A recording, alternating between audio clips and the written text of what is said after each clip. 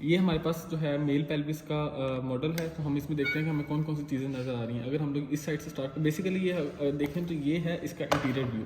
ये इसका interior view है। ये इसको यहाँ से दरमियान से लिया हुआ है और कट सेक्शन से हम बेसिकली इसको साइड से देख रहे हैं। ठीक है, अब साइड से देखते हैं हम लोग इस पर कौन कौन से स्ट्रक्चर नज़र आ रहे हैं। अगर ऊपर से हम लोग देखें तो ये है हमारे पास लंबर वर्टिब्रा, ठीक है, ये है सैक्रल वर्टिब्रा। और सैक्रल वर्टिब्रा क्योंकि सैक्रल वर्टिब्रा सारे फ्यूज़ हुए होते हैं, तो ये बेसिकली सैक्रम बोन है जो हमें साइड से नज़र आ रही है। और ये लंबर और सैक्रम वर्टिब्रा के दरमियान में इंटरवर्टिब्रल ये डिस्क है। ये है लंबोसैक्रल जॉइंट जहाँ पर बनता है, ये वो वाला पॉइंट है। ये पीछे से भी वर्टिब्राज हैं और ये दरमियान में ये जो है वो ये स्पाइनल कॉर्ड रन कर रही है। उसके अलावा अगर हम लोग यहाँ से देखें तो ये हमारे पास, क्योंकि ये मेल पेल्विस है, तो मेल में ये जो है ये वाला रेक्टम है। रेक्टम के ऊपर ये सिग्माइड कोलॉन है और ये ब्लैडर है जो रेक्टम के आगे होता है। और इस पॉइंट पर यहाँ पर होता है बेसिकली रेक्टोवेजाइकल फोसा जो पेरिटोनियम की यहाँ पर कवरिंग बनाती है। और ये जो है ये वाला है प्रोस्टैटिक यूरिथ्रा। अब यूरिथ्रा अगर हम लोग देखें तो यहाँ से स्टार्ट हो रहा है, तो ये वाला इतना पार्ट जो प्रोस्टेट से ऊपर है इसे हम लोग कहते हैं प्री प्रोस्टैटिक यूरिथ्रा। और ये वाला जो पार्ट है ये है प्रोस्टैटिक यूरिथ्रा। और ये वाला जो साइड पर ग्लैंड है इसे हम लोग कहते हैं प्रोस्टैटिक ग्लैंड। अब अगर हम लोग इसके और इसके दरमियान में ये वाइट कलर की अगर हम लोग ये देखें सेप्टम है, इसे हम लोग कहते हैं रेक्टोवेजाइकल सेप्टम या फेशिया ऑफ डिनॉनविलर्स भी इसे हम लोग कहते थे। ठीक है, तो ये हमारे पास है ये वाला फेशिया जो यहाँ से लेकर यहाँ तक एक्सटेंड कर रहा है। ठीक है, तो ये वाला हमें जनरल स्ट्रक्चर है। अब हम पहले देख लेते हैं कि इसके बैक साइड पर हमें क्या क्या नज़र आ रहा है। ये ब्लैडर है, ये ब्लैडर के बैक साइड पर अब हमें यहाँ से ये बेसिकली वेस्ट रेफरेंस नज़र आ रही है। सी ये वेस्ट रेफरेंस है और ये सेमिनल वेजिकल्स हैं। सी ये सेमिनल वेजिकल्स हैं और ये वेस्ट रेफरेंस से नज़र आ रहा और ये बेसिकली यूरिटर है। सही, ये यूरिटर है यहाँ से पास कर रहा है और ये ऊपर से वेस्ट रेफरेंस उसको क्रॉस कर रही है। तो मेल्स के केस में वाटर अंडर द ब्रिज जो है वो इस लेवल पर बनता है जहाँ से यूरिटर नीचे से पास करता है और वेस्ट रेफरेंस यहाँ से घूम के आते हैं और इसके ऊपर से यहाँ से पास करते हैं। दोनों साइड पर होते हैं, यहाँ पर हमें सिर्फ एक साइड से नज़र आ रहा है। तो ये हमें जनरल स्ट्रक्चर यहाँ पर नज़र आ रहा है। अब हम इसमें ये है हमारे पास उसके अलावा अगर हम लोग इसको हटा देते हैं तो हम देखते हैं कि pelvic wall, male pelvic wall में हमें कहाँ क्या क्या नज़र आ रहा होता है। हम सबसे पहले मसल्स देखते हैं। मसल्स में अगर हम लोग ये देखें तो ये जो हमें ये वाला मसल नज़र आ रहा है ये हमारे पास है इलियकस मसल। साथ ये वाला जो मसल है ये वही स्वास मसल है। और उसके अलावा यहाँ से जो मसल नज़र आ रहा है वो ये वाला मसल, ये जो है ये बाउंड्री है, इसे हम लोग टेंडनस आर्च कहते हैं जो ऑब्चुरेटर इंटरनस मसल के ऊपर बनता है। तो इस टेंडनस आर्च से ऊपर ये वाला मसल है, ये है हमारे पास ऑब्चुरेटर इंटरनस ये वाला सारा। और इसके नीचे क्योंकि टेंडनस आर्च लिवेटर एनाई के मसल्स को जो है वो अटैचमेंट प्रोवाइड करती हैं, तो ये सारा जो है वो लिवेटर एनाई है। यहाँ से लेके यहाँ तक है लिवेटर एनाई। तो जो यहाँ से हमें ये नज़र आ रहा है ये येलो वाला कलर वाला, ये हमारे पास है सैक्रल प्लेक्सस। ठीक है, तो सैक्रल प्लेक्सस के बिहाइंड ये जो मसल नज़र आ रहा है हमें ये है पिरिफॉर्मिस। ठीक है, तो हमें जो अब मसल नज़र आए हैं वो पिरिफॉर्मिस नज़र आया है, ये वाला सारा लिवेटर एनाई है।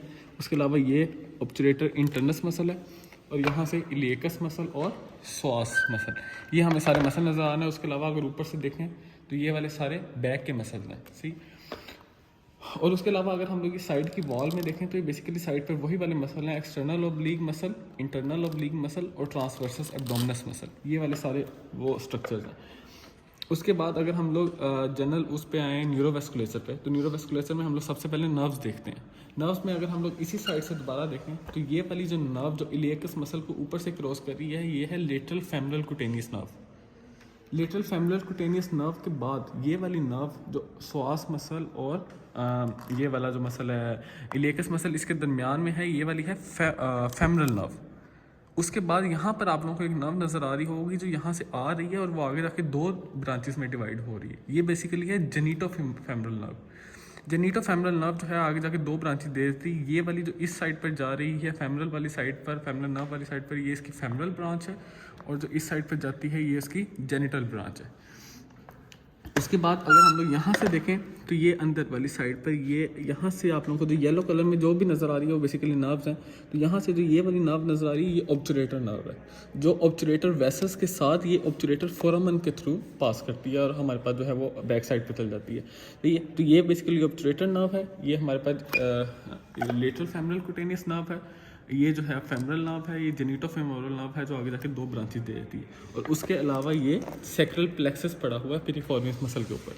पिरिफॉर्मिस मसल की का पता चलता है, आइडेंटिफिकेशन इसी पॉइंट से होती है कि उसके ऊपर सैक्रल प्लेक्सस पड़ा होता है। उसके अलावा अगर हम लोग उसके बाद आर्टरीज पे चलें, आर्टरीज के पर चलें तो हम लोग सबसे पहले ये देखते हैं कि देखें ऊपर से जो है ये बेसिकली आ रही है common iliac artery. Common iliac artery आगे जाकर दो में डिवाइड हो जाती है, ये है एक्सटर्नल आइलिक और ये वाली है अंदर इंटरनल आइलिक।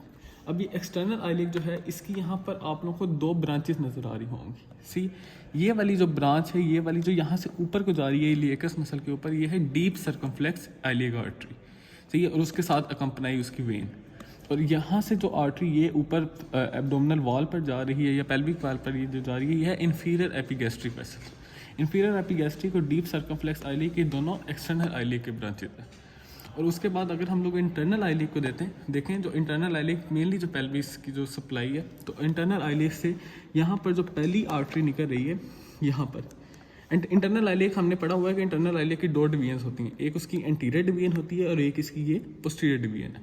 जो इसकी एंटीरियर डिवीजन है उससे पहली ब्रांच जो निकलती है वो है अम्बलाइकल आर्टरी, ठीक। अम्बलाइकल आर्टरी आगे जाके क्योंकि ओब्लिटरेट हो जाती है तो ये उसका पोर्शन वो वाला पोर्शन दिखाया हुआ है जो बाद में ओब्लिटरेट हो जाता है, मीडियल अम्बलाइकल लिगामेंट में चेंज हो जाता है, ये बेसिकली वो है, ठीक है। और इसकी ये जो ब्रांच जो बाकी का पोर्शन बच जाता है जो नीचे को आती है वो है सुपीरियर वेसिकल आर्टरी, ये इसका पार्ट है। उसके बाद ये जो आर्टरी निकलती है अम्बलाइकल आर्टरी से, जो नीचे आर्टरी निकल रही है ऑब्चुरेटर आर्टरी है। ऑब्चुरेटर आर्टरी ये ऑब्चुरेटर अपनी वेन के साथ और ऑब्चुरेटर नर्व के साथ यहाँ से जो है वो यहाँ से नीचे पास कर जाएगी ऑब्चुरेटर फोरामन के थ्रू। उसके बाद अगर हम लोग नीचे चल जाते हैं तो ये वाली जो आर्टरी है, ये वाली आर्टरी, ये हमारे पास है इन्फीरियर वेसिकल आर्टरी। सी इन्फीरियर वेसिकल आर्टरी आगे जाके एक ब्रांच देती है जिसे हम लोग कहते हैं मिडल रेक्टल आर्टरी। अगर हम लोग देखें तो कुछ बुक्स में या फिर यहाँ लिखा हुआ है कि ये दोनों ब्रांचेस डायरेक्टली भी इंटरनल आइलिक से निकल सकती हैं या ये ऐसे भी निकल सकती हैं कि एक मिडल ये इंफीरियर वेसिकल निकले और उससे आगे मिडल रेक्टल निकले। ये दोनों केसेस हो सकते हैं, लेकिन हमारे मॉडल में इस तरह शो किया हुआ है कि पहले जो है वो इंफीरियर वेसिकल निकल रही है और उसके बाद नीचे मिडल रेक्टल आर्टरी निकल रही है। ये हमारे पास होगी वो वाली आर्टरी। एक यहाँ पर आर्टरी होती है ये जो यहाँ पर ये जो नीचे को जा रही है ये बेसिकली है इंटरनल पुडेंडल आर्टरी।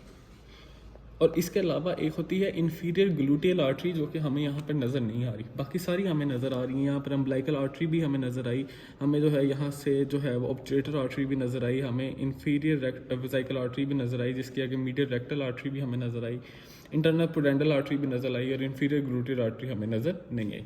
उसके बाद अगर हम लोग इसकी पोस्टीरियर डिवीजन देखें, ठीक है, तो पोस्टीरियर डिवीजन से एक आर्टरी ये ऊपर को जा रही है, ये अगर आप लोगों को नज़र आ रहा हो रेड कलर की आर्टरी जो ऊपर को जा रही है ये है इलियोलंबर आर्टरी, ठीक है।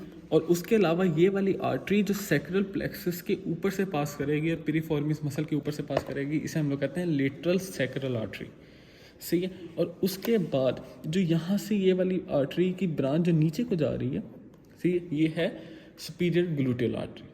ये वाली तीन आर्टरीज थी जो हमारे पास पोस्टीरियर डिवीजन की ब्रांचेस थी, तो ये वाली उसकी ब्रांचेस होगी। अब ये वाला हमने इस पर सारा न्यूरोवेस्कुलर से देख लिया। अब इसके अलावा देखते हैं कि हमें यहाँ पर कौन कौन से स्ट्रक्चर्स नज़र आ रहे हैं जो हमें पेल्विक वाल्व में नज़र आ रहे हैं।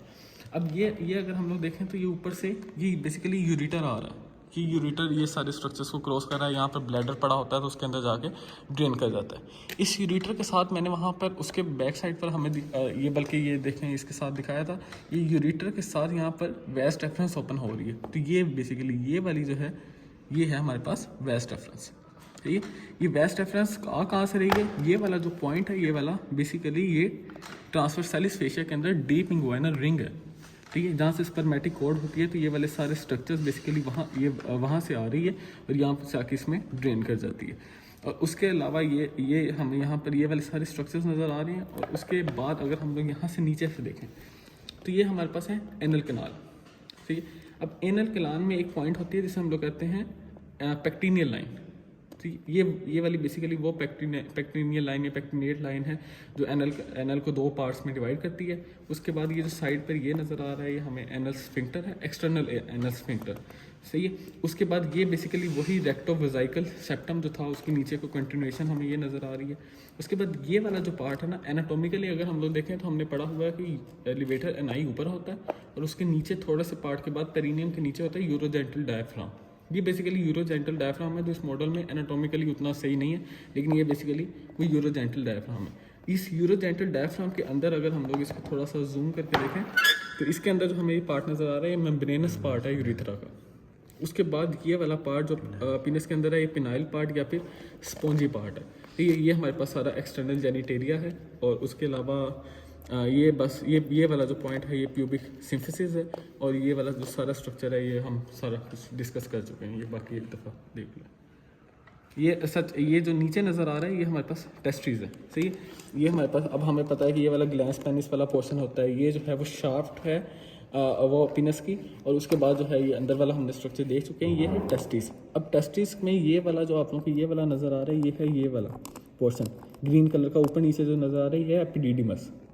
और ये वाला जो है ये बेसिकली टेस्टिकुलर वेसल्स हैं जो यहाँ पर एंटर हो रही है। और एक चीज़ जो हम लोग यहाँ पर डिस्कस करना भूल गए हैं ऊपर, ये तो बेसिकली हम लोगों ने सारा न्यूरोवेस्कुलेचर तो देख लिया, वेस्कुलेचर देख लिया। ये जो साइड पर ये दो वेसल्स आ रही हैं ये इन दो को हम लोग डिस्कस करना छोड़ गए थे। ये जो यूरिटर के रिलेशन के अकॉर्डिंग यूरिटर के लेटरल साइड से आ रही होती हैं। तो ये बेसिकली हैं testicular vessels. In case of male जो है ये टेस्टिकुलर आर्टरी है, ये टेस्टिकुलर वेन है, तो यहाँ से नीचे जाती हैं। और ये भी यहाँ से स्पर्मेटिक कॉर्ड के थ्रू ही जा रही हैं, डी इग्वाना रिंग से पास कर रही हैं, इग्वाना कैनाल से, फिर देन हमारे एक्सटर्नल जेनिटेलिया को टेस्टिस वगैरह को सप्लाई कर रही हैं। So this was all about the male pelvis.